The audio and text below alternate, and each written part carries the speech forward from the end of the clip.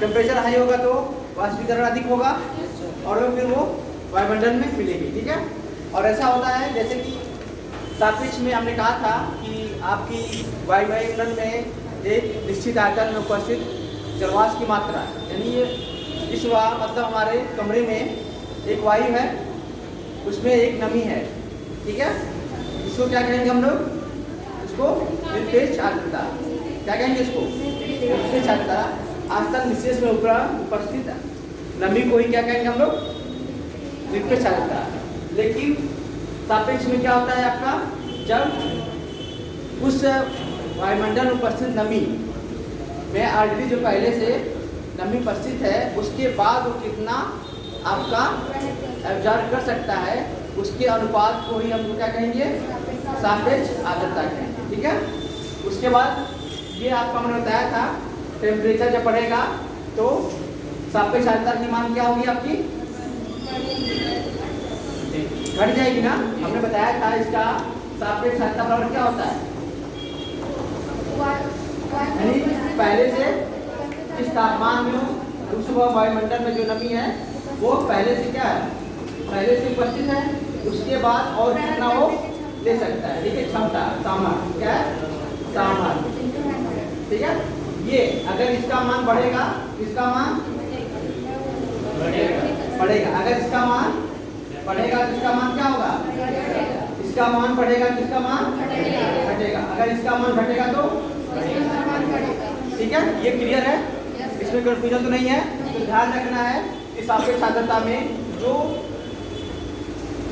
पहले से ऑलरेडी उसमें जो नमी उपस्थित है, ठीक है, फिर उसके बाद जो बटे करना है उसमें कितनी और क्षमता है नमी अब्जॉर्ब करने की, उसके अनुपात को हम क्या कहते हैं? 100 कर लेंगे, ठीक है।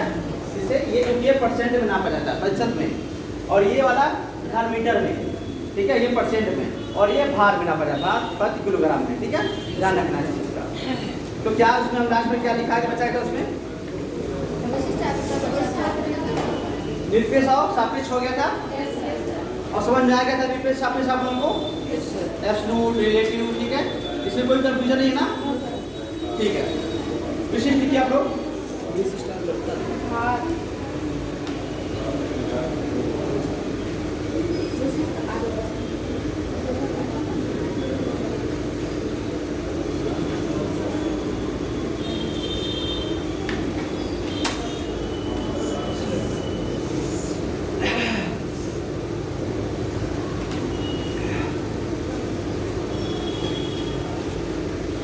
और वर्षा जो होती है किस पर डिपेंड करती है आपकी?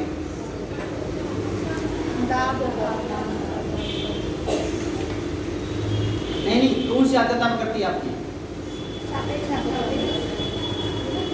सापेक्ष आर्द्रता का ध्यान रखना है, ठीक है।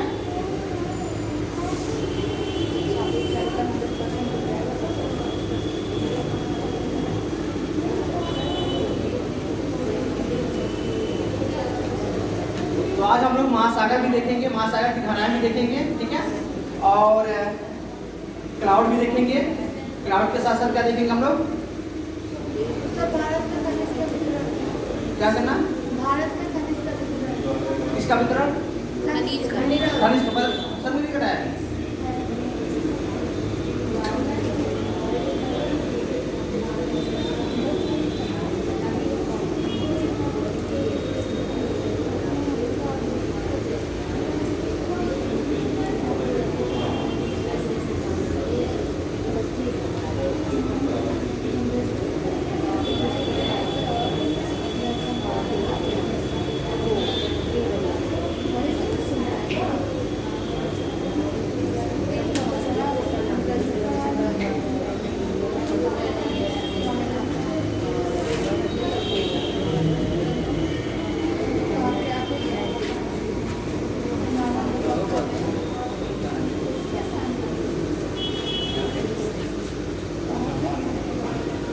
और क्या क्या बचा उसमें अभी आप लोग बताइए फटाफट हमको।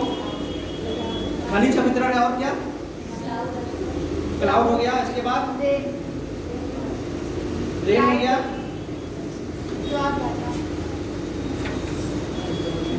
जैसे ये हो गया रेन का मान लीजिए, ठीक है, रेन का अगर हम लेक्चर दे देंगे तो आप लोग समझ में आ जाएगा ना, यस सर। लिखाने की जरूरत नहीं पड़ेगी। No sir. क्लाउड का भी दे देंगे तो कि लिखाना पड़ेगा? नहीं सर, हो जाएगा। क्लाउड का भी आप लोग कर लीजिएगा कर लेंगे। और बाकी आप लोग एक बार कर लीजिए, क्योंकि देखिए टाइम बहुत कम है, ठीक है, इसलिए तो थोड़ा सा मैनेज करिए आप लोग।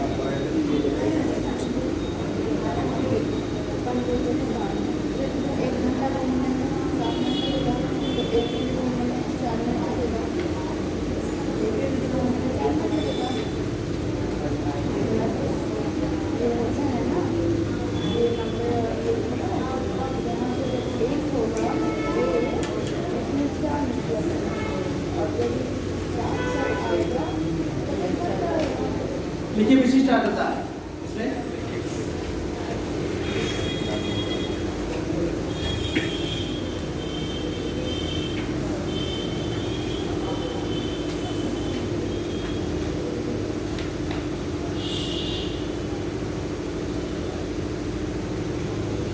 तो आएगी प्रति इकाई आयतन में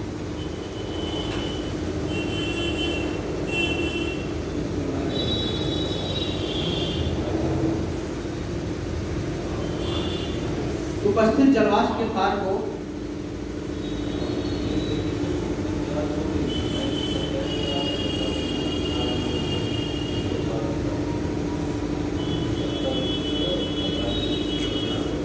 विशिष्ट आर्द्रता कहते हैं।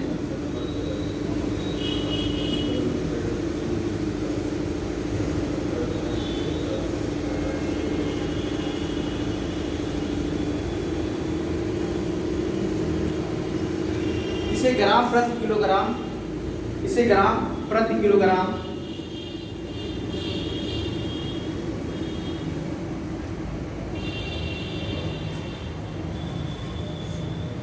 की इकाई में मापा जाता है।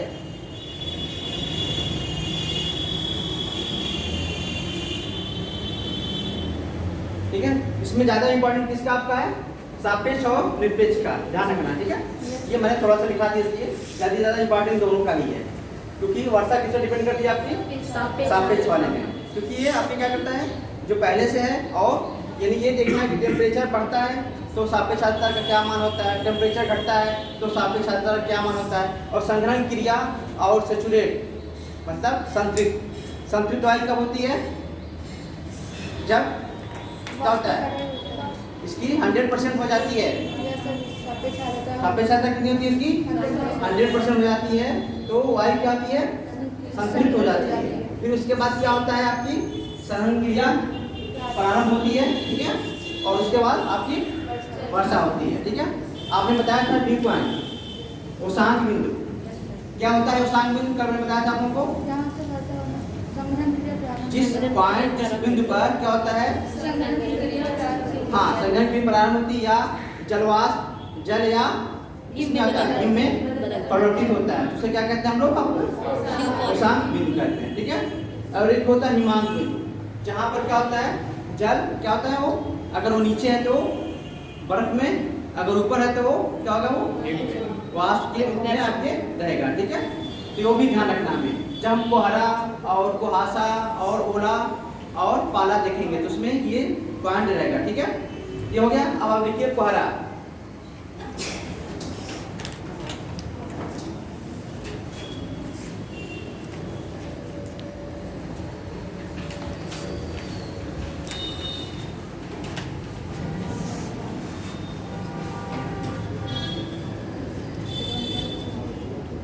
या तो थोड़ा सा लिख लीजिए आप, नमक के कण भी लिख लीजिए थोड़ा सा, उसके नीचे लिख लीजिए आप, क्वारा का थोड़ा सा अंडरलाइन करके उसके नीचे क्वारा के बारे में लिखिएगा, तो लिखिए नमक के कण। हाँ, इस लिखिए जब जल के गैसीय रूप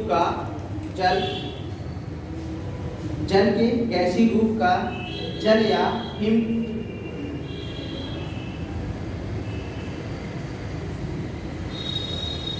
में रूपांतरण संघनन कहलाता है।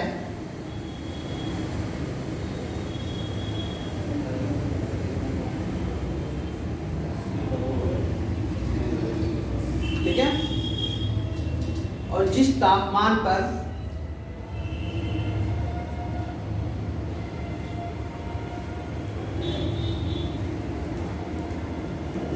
जल अपनी गैसीय अवस्था से ठोस या तरल अवस्था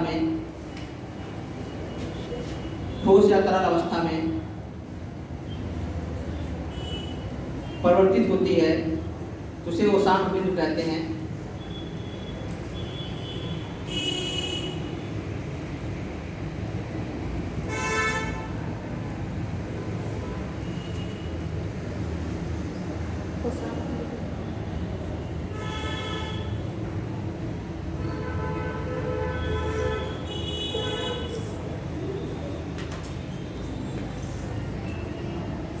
ओसान बिंदु पर वायु संतृप्त होती है।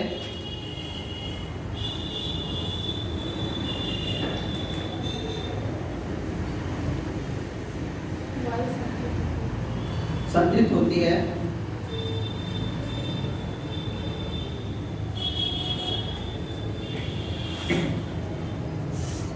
इस समय सापेक्षिक आर्द्रता 100% होती है।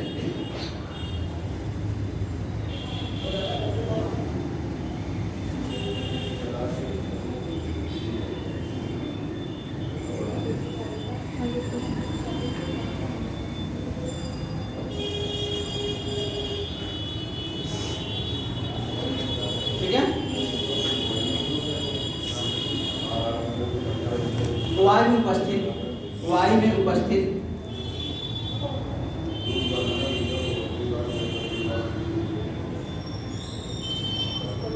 सूक्ष्म कणों के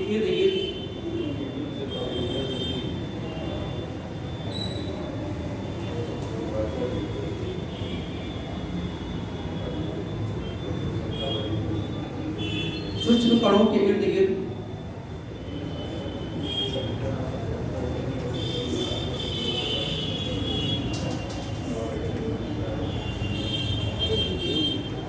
ठंडक होने से संघनन होता है। ठंडक होने से संघनन होता है।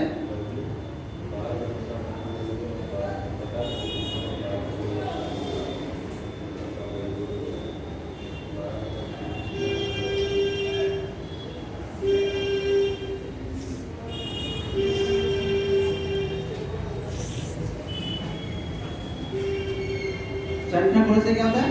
संघनन होता है। तथा इन सूक्ष्म कणों के संघनन केंद्र कहते हैं। तथा इन सूक्ष्म कणों को संघनन केंद्र कहते हैं।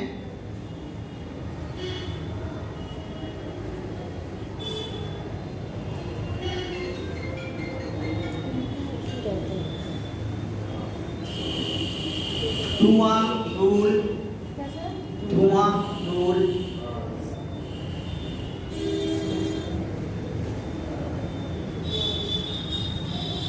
समुद्री कण,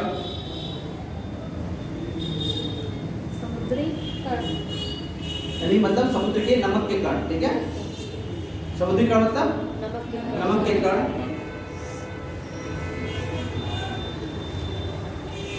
अच्छे संघनन के केंद्र होते हैं। अच्छे संघनन के केंद्र होते हैं।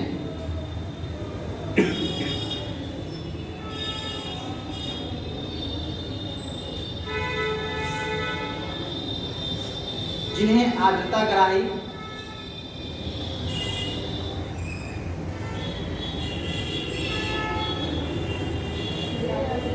आर्द्रता ग्राही कण कहते हैं।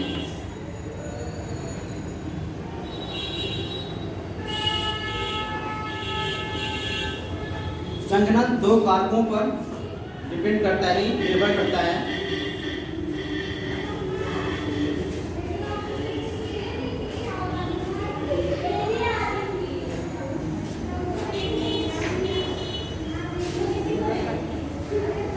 पहला तापमान में कमी, पहला तापमान में कमी। दूसरा वायु की सापेक्ष आर्द्रता।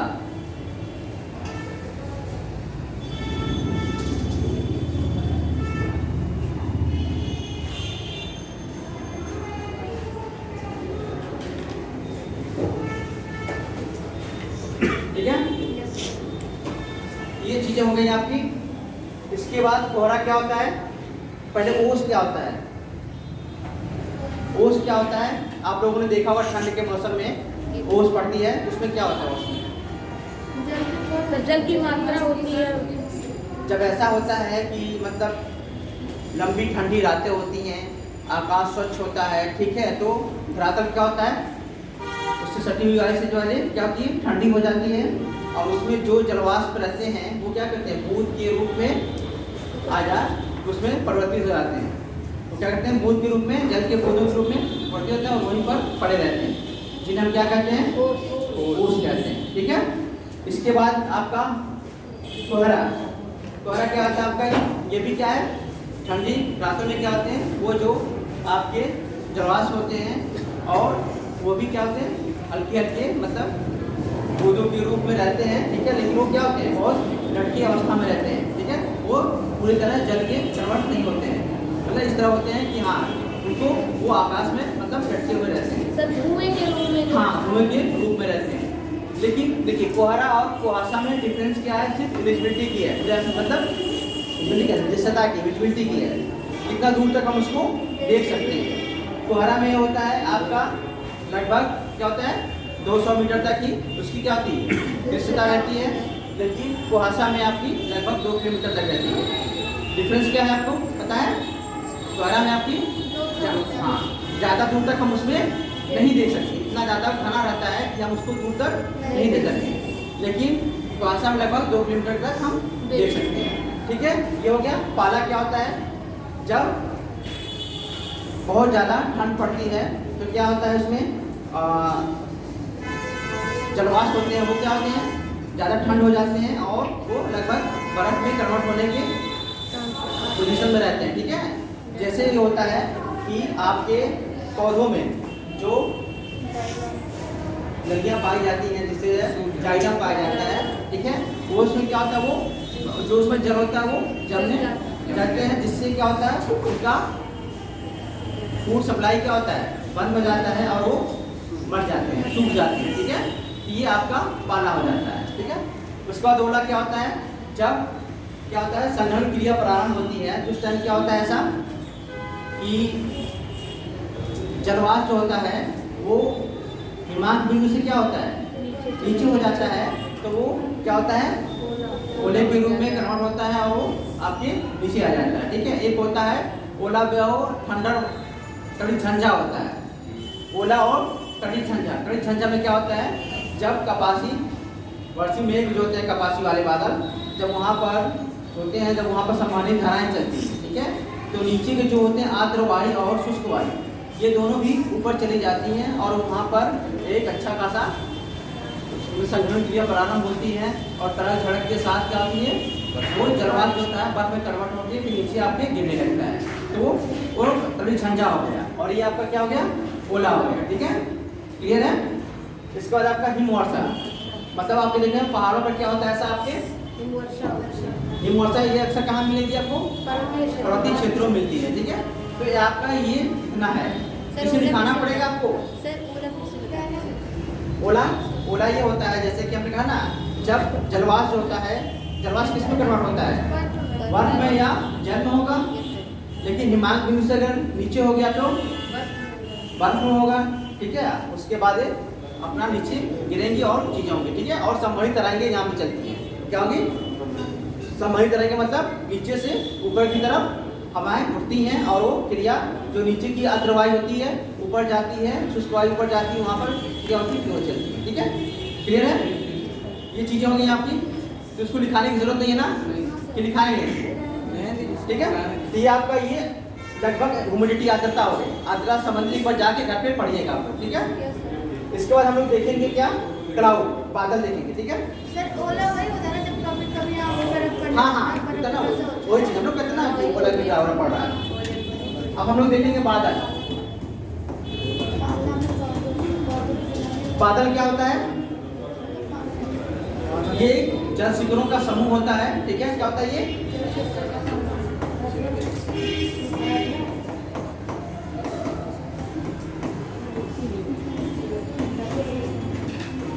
जो आकाश में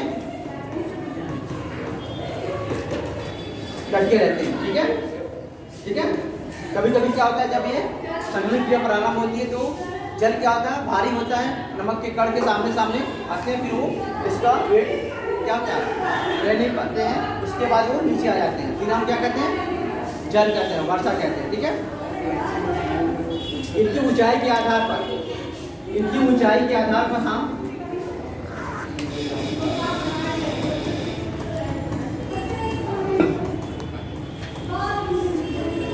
तीन प्रकार, चार प्रकार, कितना में, चार वर्गों में। बाटा क्या है? पहला क्या होता है आपका, उच्च मेघ होता है। क्या होता है? या बादल। ठीक है, मेघ का मतलब क्या होता है, बादल। इनकी ऊंचाई कितनी होती है आपकी,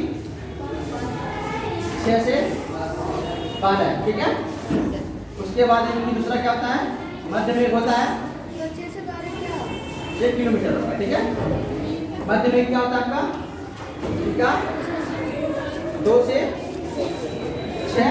ठीक है, और आपका निम्न मेघ क्या होगा, 2 किलोमीटर। ठीक है, तो ये आपकी ऊंचाई के आधार पर देखा जाए तो ये उच्च मेघ, मध्य मेघ और निम्न मेघ हो गया। एक होता है ऊर्ध्वाधर मेघ, चौथा क्या होता है,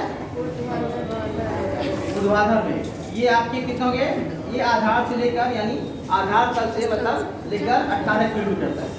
ठीक है, कितना होता है, 18 किलोमीटर तक। अगर 18 मीटर कहें तो हम कितना मीटर की लेंगे ऊंची है, 17 18 होगी, कितने किलोमीटर की, 11 मीटर। ठीक है, तो ये 18 किलोमीटर होगी, ध्यान रखिएगा। ऊंचाई सबसे ऊंचे कौन मेघ पाए जाते हैं आपके, 6 से 12 किलोमीटर, मध्य मेघ आपके 2 से 6 और निम्न मेघ आपके 2 किलोमीटर तक, यानी आपके 2 किलोमीटर, और ऊर्ध्वाधर वाले आपके लेकर ऊपर से 18 किलोमीटर तक। ठीक है, यानी ये 18 के ऊपर पाए जाएंगे, कोई जरूरी नहीं कि सबसे ऊपर ही पाए जाएंगे, ये नीचे ही पा सकते हैं और 18 किलोमीटर की ऊंचाई तक भी ये जा सकते हैं। ठीक है, तो ये आपके हैं। और एक होता है उनके प्रकार, जैसे होता है आपके मेजर के एक कपासी, क्या होता है, कपासी में, दूसरा आपका पच्छाव में, तीसरा आपका स्तरी में। ठीक है, चौथा आपका वर्षा में। ये आपके ये हैं, ध्यान रखना, 4 ये आपके हैं और वो 4, इन्हीं दोनों को मिलाकर ही आपका बनेगा। टोटल कितने होंगे, 10 होंगे। हाँ, वो अभी हम बताएंगे। ठीक है, ये दोनों को मिक्स करके बनाया जाएगा, तो टोटल कितने हो जाएंगे हमारे, 10 टाइप के मेघ हैं। कितने हैं आपके, 10।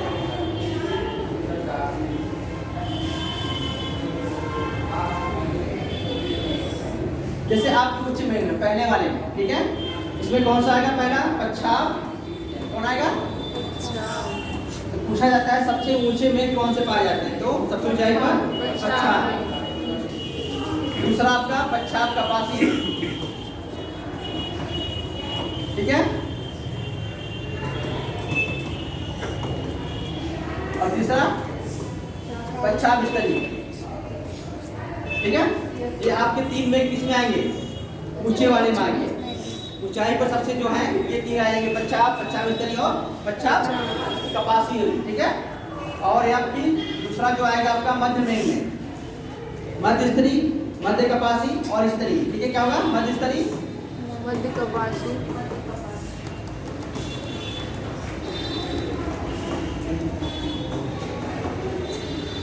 मध्य कपासी क्या होगा? मध्य स्तरीय और मध्य कपासी। तीसरा निम्न वाले में क्या आएगा आपका?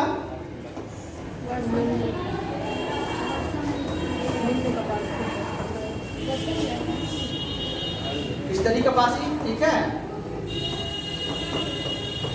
स्तरीय और वर्षा स्तरीय, ठीक है।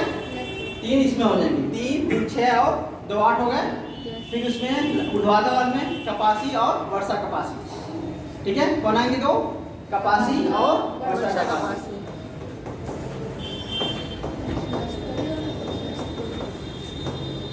ठीक है। इस वाले में क्या होता है? पच्छाप स्तरीय और पच्छाप कपासी वाले में, पच्छाप स्तरीय वाले में क्या होगा? आपके हालो बनते हैं। अपने पास प्रभामंडल जो सूर्य के चारों तरफ क्या होता है? प्रभामंडल हालो बनता है ना, तो जो धुंधला टाइप दिखता है आपको, तो वो आपके पच्छाप स्तरीय वाले बनेंगे, ठीक है। क्लियर है? उसके बाद आपका सबसे ऊंचाई पे ये रहेगा, ये जो क्या कहेंगे हम लोग, सबसे ऊंचा। और ये सफेद कलर के होते हैं, ये अपना सबसे ऊंचे पाए जाते हैं, इनका अपना अलग मोड है। पच्छाप इसमें हो गया और पच्छाप स्तरीय। इसमें हल्की फुल्की क्या होगी स्तरीय वाले में? जहाँ स्तरीय मिलेगा आपको समझ लीजिए क्या होगा, वहाँ पर हल्की फुल्की बारिश के चांस रहेंगे, ठीक है। इसके बाद मध्य स्तरीय और मध्य कपासी, फिर स्तरीय कपासी, फिर वर्षा स्तरीय, ठीक है। तीसरा स्तरीय में सबसे भयानक वर्षा होती है, हाँ इस वाले, ठीक है, ध्यान रखिएगा। तो ये 2-3 हैं। एक होता है कि सबसे ऊंचे पर कौन बादल पाए जाते हैं, ठीक है। सबसे ऊंचे कौन पाए जाएंगे हमारे आपके? पच्छाप। और हालो बनता है किस पर? पच्छाप स्तरीय वाले में, ठीक है। उसके बाद वर्षा सबसे अधिक स्तरीय वर्षा स्तरीय वाले में, ठीक है, ध्यान रखना है। 3 प्रोटीन है इसमें, उससे ज़्यादा इस यहाँ पर क्वेश्चन ज़्यादा नहीं बनते हैं। इसके बाद वर्षा में देखेंगे हम लोग, अभी आप लोग जाएंगे तो उसको भी लिखा देंगे हम, इसको भी, ठीक है। बस सबसे अभी फिलहाल समझते रहिए आप लोग। इसके बाद हम लोग देखेंगे वर्षा, क्या देखेंगे?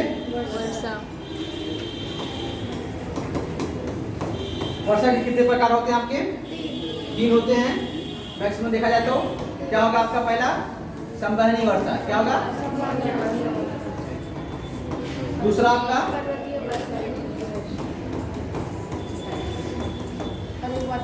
तीसरा आपका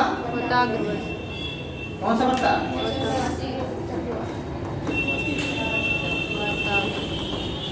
ठीक है, ये हो गया। वर्षा को पता कैसे होती है? मालूम हो गया, जब संघनन क्रिया प्रारंभ होती है, जो उसके अगल बगल नमक के कण होते हैं, उसके चारों तरफ वो क्या होते हैं? इकट्ठा होते हैं, और वो फिर जब उसका वेट ज़्यादा होता है फिर वो जमीन की तरफ आते हैं, ठीक है। तो इससे वर्षा होती है। क्लियर है? तो वर्षा के बाद वर्षा के 3 प्रकार होते हैं। एक संवहनी वर्षा होती है, एक आपकी पर्वतीय वर्षा होती है, और चक्रवाती वर्षा होती है, ठीक है। तो आपकी संवहनी वर्षा कहाँ होगी? ज़्यादा देखा जाए तो ये भूमध्य रेखीय क्षेत्रों में होगी। कहाँ होगी?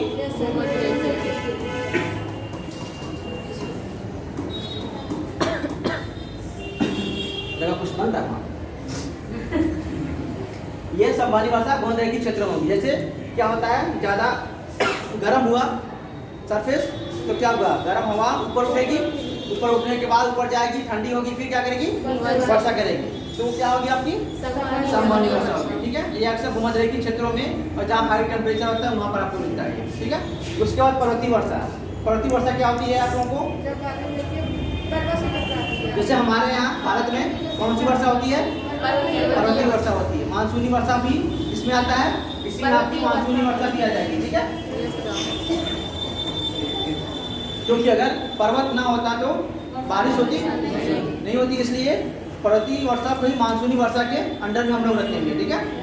जैसे जब हवाएं दक्षिण पश्चिम मानसून आता है तो पर्वतों से टकराता है, पर्वतों से टकराने के बाद क्या करता है? ऊपर उठता है, ऊपर उठने के बाद ठंडी होती है, फिर उसके बाद वो वर्षा करती है, ठीक है। तो ये पर्वतीय वर्षा उसके अंतर्गत आता है, ठीक है। इसके बाद चक्रवाती वर्षा। चक्रवाती वर्षा कैसे होती है? हमने बताया था कि जब गर्म और ठंडी हवा आपस में मिलती है, चक्रवात का निर्माण होता है, फिर उसके बाद वो वर्षा करती है। जैसे हमारे प्री मानसून, मानसून से पहले क्या होता है? यही चीज़ होती है ना, स्थलखंड गर्म होता है, स्थलखंड जैसे ही गर्म हुआ वहाँ लो प्रेशर क्रिएट हुआ, फिर उसके बाद सागर से हवाएं आई, फिर उसके बाद उसमें मिली, फिर उसके बाद क्या हुआ? चक्रवात का निर्माण हुआ, फिर वो वर्षा हुई।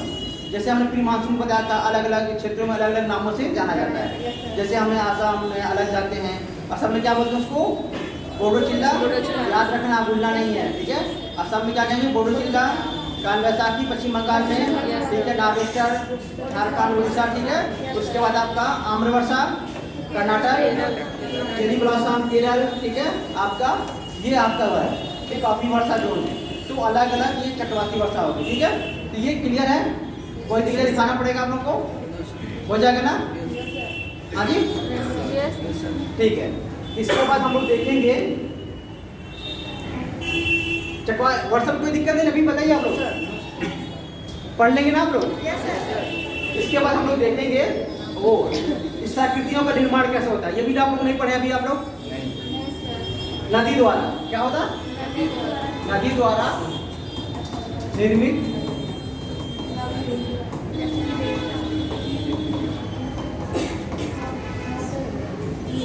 ठीक है, नदी द्वारा निर्मित स्थलाकृतियां। जब नदी, हमने बताया था नदी 3 अवस्थाओं से होकर गुजरती है, युवावस्था, प्रौढ़ावस्था और वृद्धावस्था, ठीक है। तो अलग अलग अवस्थाओं से गुजरते हुए अलग अलग स्थलाकृति का निर्माण करती है। जैसे युवावस्था में पहला क्या होगा, युवावस्था, इसमें क्या होगा आपका, पहला क्या करेगी, कैनियन बनाएगी, कैनियन, गार्स, ठीक है, और वी आकार की घाटी। ये हो गया आपकी, क्या बनाएगी आपकी, युवावस्था में, ये युवावस्था बनाएगी, ठीक है। इसके बाद प्रौढ़ावस्था में आएगी तो आपके क्या होगा, संरचनात्मक सोपान, ठीक है, क्या होगा, और नदी वेदिका बनाएगी, ठीक है। इसके बाद आपका क्या होगा, गोकुल झील भी बन सकता है, ठीक है, लास्ट स्टेज में। और वृद्धावस्था में क्या बनेगा आपका, वृद्धावस्था में आपका डेल्टा का और पेरिप्लेन का निर्माण होगा, ठीक है। ये नदी द्वारा आपकी निर्मित स्थलाकृतियां हैं। तो थोड़ा सा इसमें आप लोग थोड़ा थोड़ा करके लिख लीजिए, ठीक है, क्योंकि ये एग्जाम में अक्सर पूछा जाता है। चलिए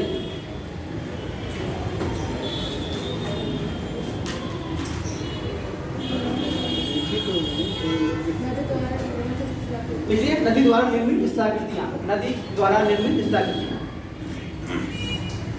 देखिए टाइम का मैं फटाफट चाह रहे हैं आप लोगों को सारी चीजों को एक बार, ताकि आप लोग घर पे एक बार पढ़ लीजिए, ठीक है, जाकर स्थिरों को, इन सब चीजों को क्या लिखे से, नदी द्वारा स्थलाकृतियां,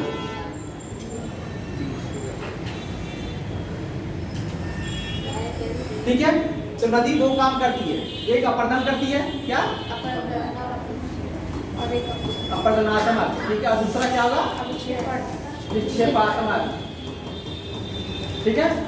तो ऐसा लिखिए, अपर्दन वाले लिखिए, कैसे डिवाइड कर ले, हाँ डिवाइड करिए, अपर्दन ये दो,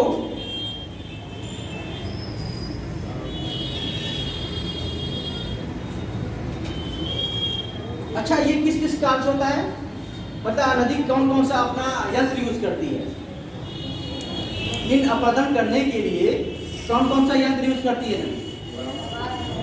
हाँ जी, और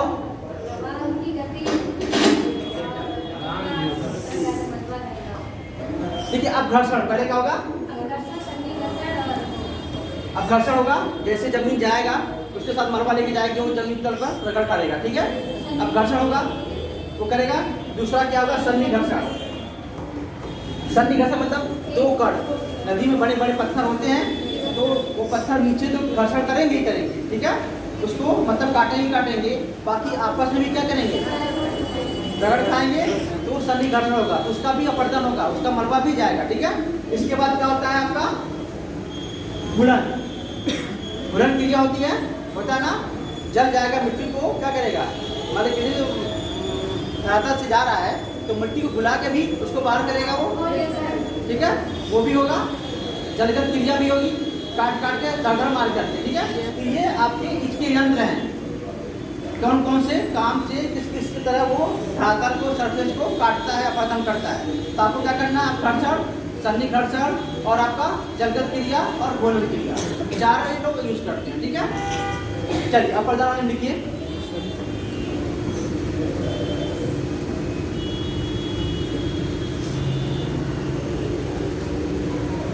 गार्ज कैनियन, अब प्रथम लिखिए गार्ज कैनियन,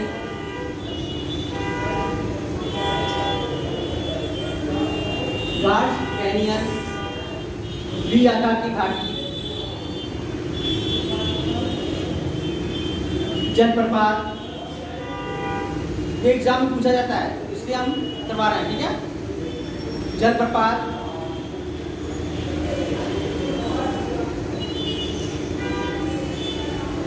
जल गर्तिका, क्या सर? जल गर्तिका, हाँ गर्तिका, मतलब जब ऊपर से नदी से मतलब नीचे गिरता है तो क्या करता है वहाँ पर फ्लो करता है ना। कहीं भी अगर आप घर पे जाते होंगे जहाँ पंप सेट रहता है गाँव में, तो जहाँ गिरती है उसकी धार क्या होता है वहाँ पर गड्ढा करता ना, वो पॉट वॉट बनाती को जगत क्रिया, छिप्रिका, छिप्रिका, छिप्रिका समझ में आ रहा है आप लोगों को? हाँ जी। जैसे जलप्रपात क्या होता है? जलप्रपात जब नदी युवा अवस्था में पर्वतों से नीचे आती है तो जल ऊपर से क्या होता है, नीचे गिरता है, इसे जलप्रपात कहते हैं। लेकिन छिप्रिका में क्या होता है, यह सोपानिक होता है। आपने देखा होगा जल ऐसे ऐसे, ठीक है, सीढ़ी नुमा जल जो गिरता है आपने देखा होगा इस तरह का बनता है, ढाल उसका कम होता है, लेकिन जलप्रपात में ढाल ज्यादा होता है, ठीक है। और ये कई सोपानों से भी गुजरती है, इसे हम क्या कहते हैं, छिप्रिका। आप लोगों ने देखा होगा कहीं, ठीक है, ये छिप्रिका ही है, ठीक है, ठीक है। नदी विसर्ग, नदी विसर्ग, नदी विसर्ग समझ रहे हैं आप लोग? क्या होता है, ऐसे घूमती रहती सांप की तरह, ठीक है, जैसे ये है नदी विसर्ग हो गया आपका। संरचनात्मक सोपान, संरचनात्मक सोपान, संरचनात्मक सोपान मतलब क्या हुआ इसका, समझ में आ रहा है? ये नहीं समझ में आ रहा? जैसे कोई घाटी है, जैसे कोई चट्टान है, ठीक है, ये क्या है आपका चट्टान है, और ये चट्टान मतलब ये कोई धरातल है, ये विभिन्न चट्टानों से मिलकर बनी है, कोमल भी है कठोर भी है, ठीक है। ये एक कोमल एक कठोर बन रही है, तो आपकी जब नदी यहाँ प्रवाहित होगी तो क्या करेगी, कोमल वाले को काटेगी ज़्यादा, कठोर वाले को कम काटेगी। तो इस तरह देखा जाए तो कोमल कठोर करके एक ऐसे बनता है, ठीक है, सीढ़ीनुमा। इसको क्या कहेंगे हम लोग, संरचनात्मक सोपान कहेंगे, ठीक है। चलिए आगे,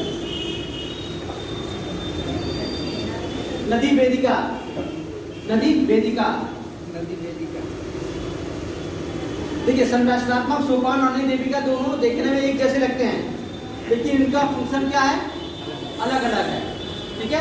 जैसे हमने कहा कि इसमें क्या होगा, विभिन्न प्रकार की चट्टानें हैं, कोमल है कठोर है, ठीक है।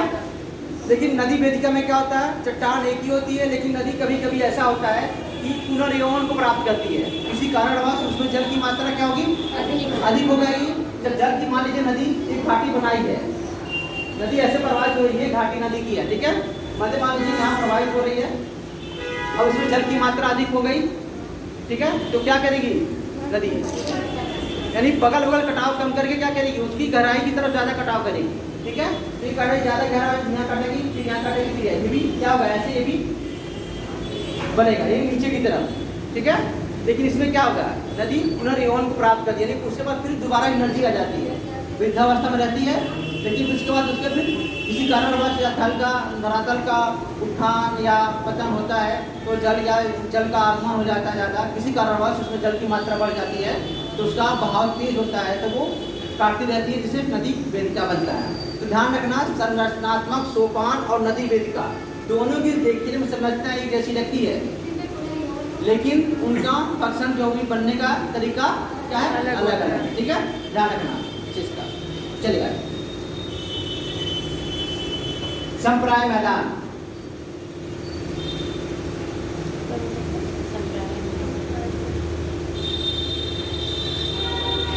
अब निक्षेप वाले लिखिए, जलोढ़ पंख, जलोढ़ पंख, पंख पंख, हाँ पंखा नहीं होता है, पंख है, ठीक है, जलोढ़ पंख, ठीक है, जलोढ़ शंख, जलोढ़ शंकु। जैसे हाँ शंकु, जैसे ये होता है जब ऊपर से नदी क्या होती है पर्वतीय क्षेत्रों से नीचे आती है तो अपने साथ मलबा लाती है। तो मलबा लाती जो मलबा बड़े बड़े होते हैं, क्या होता है ये इसके पास ही जमा हो जाता है, पर्वत के पास जमा होता है और एक शंकु का निर्माण करता है। लेकिन जो छोटे छोटे मलबे होते हैं वो क्या होते हैं दूर तक फैल जाते हैं और एक पंखे का निर्माण करते हैं। पंखा रूपा दिखना लगता है, पंखे की जैसे संरचना होती है तो उसे क्या कहेंगे जलोढ़ पंख कहेंगे। क्लियर है? यानी ये मतलब ये जब नदी क्या होती है इसका निर्माण कहाँ होता है, जब नदी पर्वतों से नीचे उतरते समय इन दोनों घटनाओं का होता है। ठीक है, ध्यान रखिएगा। चलिए जलोढ़ पंख जलोढ़ शंख हो गया। बालुका पुलिंग, बालुका पुलिंग,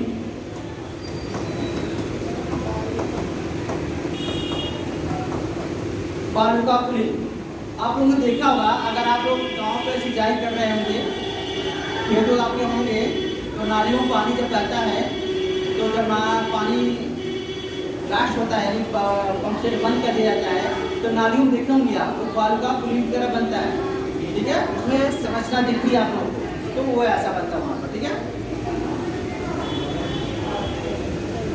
प्राकृतिक तटबंध, प्राकृतिक तटबंध,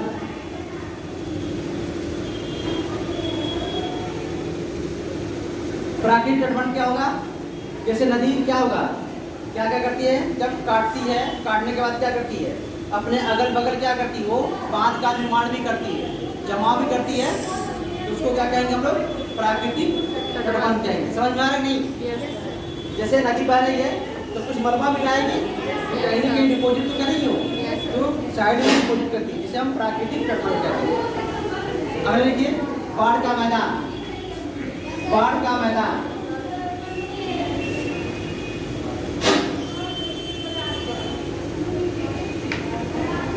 बाढ़ का मैदान। और अगला डेल्टा,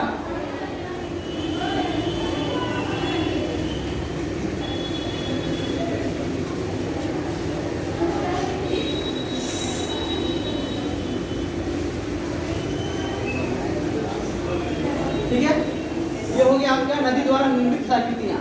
तो थोड़ा सा आप इसमें जो समझ में नहीं आ रहा वो लिखवा दें, नदी संरचनात्मक सोपान लिखा दें, संरचनात्मक सोपान लिखवाएं तो लिख लीजिए संरचनात्मक सोपान डालिए।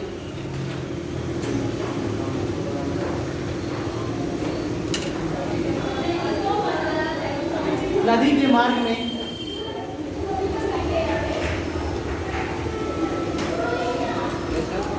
नदी के मार्ग में कभी कभी कठोर एवं मुलायम, नदी के मार्ग में कभी कभी कठोर एवं मुलायम चट्टानों की परतें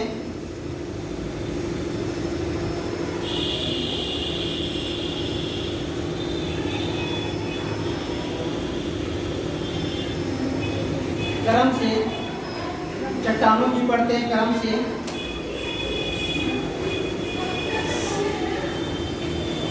एक दूसरे के बाद क्षैतिज रूप से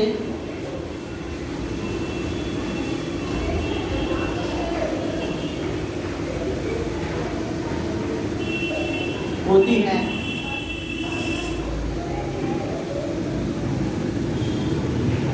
तो इस स्थिति में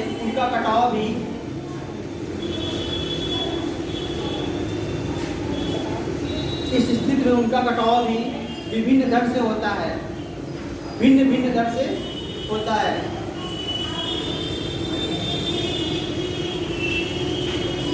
कठोर चट्टानों की अपेक्षा कोमल चट्टानों का कटाव अधिक होता है।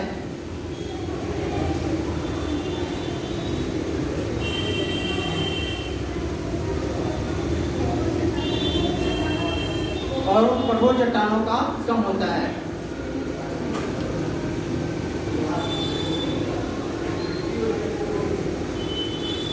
इस तरह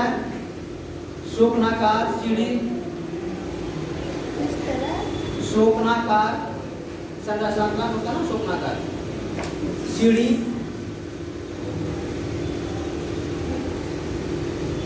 सीढ़ी का निर्माण नदी के दोनों ओर होता है।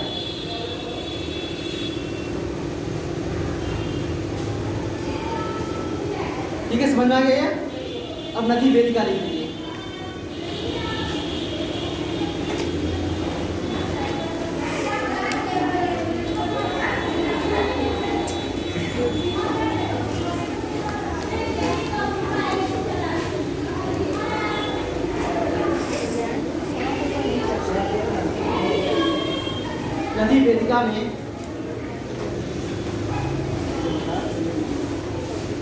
नदी वेदिका में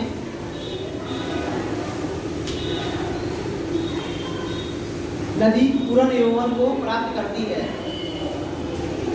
नदी पूर्ण यौवन को प्राप्त करती है।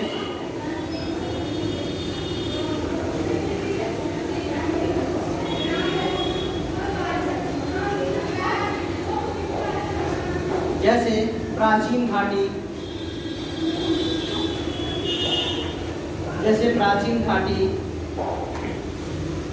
नवीन घाटी से अलग होती है। ठीक है, प्राचीन घाटी नवीन घाटी से अलग होती है और एक सोपानी संरचना बनती है। सोपानी संरचना बनती है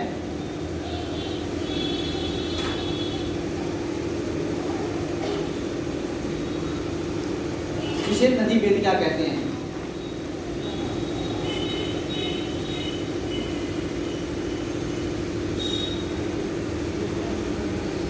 देखिए छाड़न झील या ऑक्सबो लेक,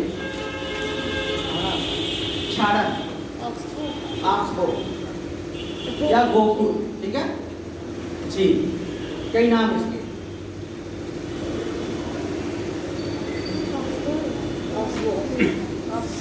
ऑक्सबो लिख लीजिए या छाड़न लिख लीजिए या गोकुल झील लिख लीजिए। ठीक है,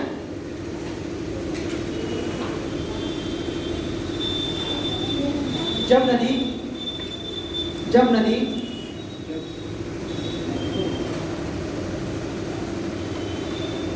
अपने विषम को त्याग कर, समझ में आइए, जैसे होता है नदी प्रवाहित हो रही है, जैसे मान लीजिए, ठीक है, ये नदी क्या हो रही है, ऐसे प्रवाहित हो रही है। जब किसी कारणवश क्या होता है, इसमें पानी की मात्रा अधिक हो जाती है या कुछ और हो जाता है या कहीं पर उफान या पतन हो जाता था तरह का, तो क्या होता है, ये सीधा अपने मार्ग का क्या करती है, अवसर करती है। ये क्या होता है, ये कारण हो जाता है, छोड़ना होता है। यही होता है गोकुल झील होता है। ठीक है, वही क्या, जब नदी अपने विषम मार्ग को त्याग कर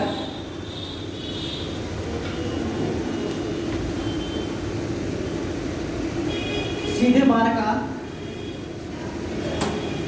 मार्ग का अनुसरण करती है,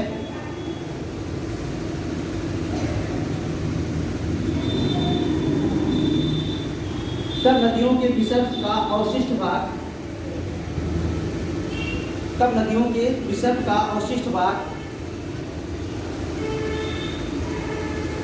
गोकुल झील कहलाता है।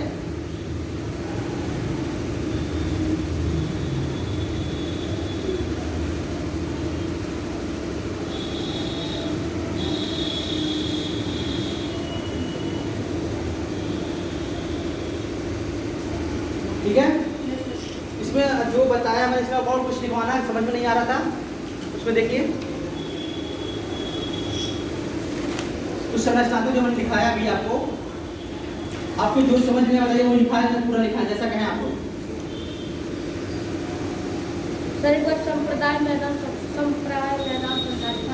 संप्राय मैदान क्या होता है, कोई बताए मुझे।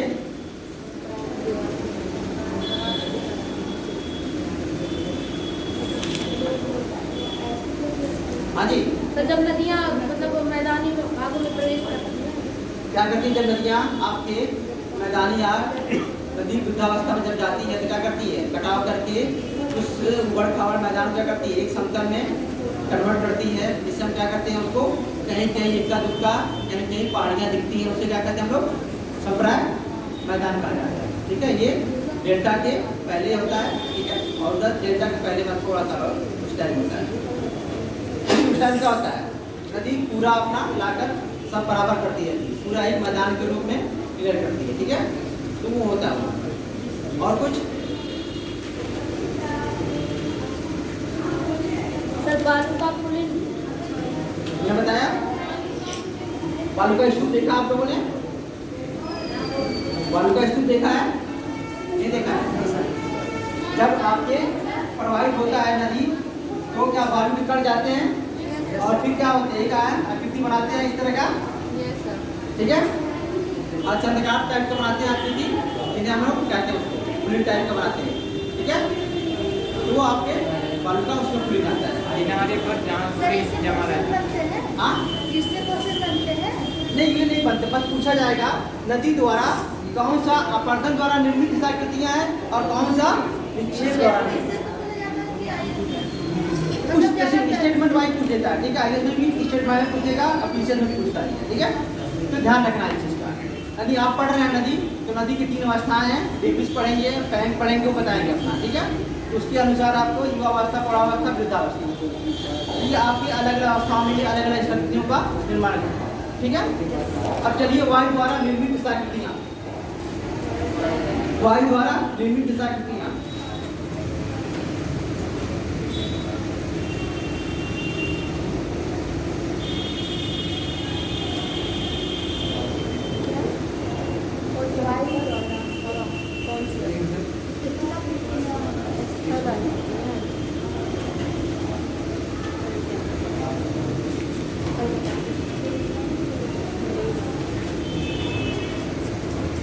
पहले नदी ऐसे जब इसका कम हुआ तो इसने ऐसे कर लिया, वायु द्वारा क्या क्या बनेंगे आप लोगों को, उसके बाद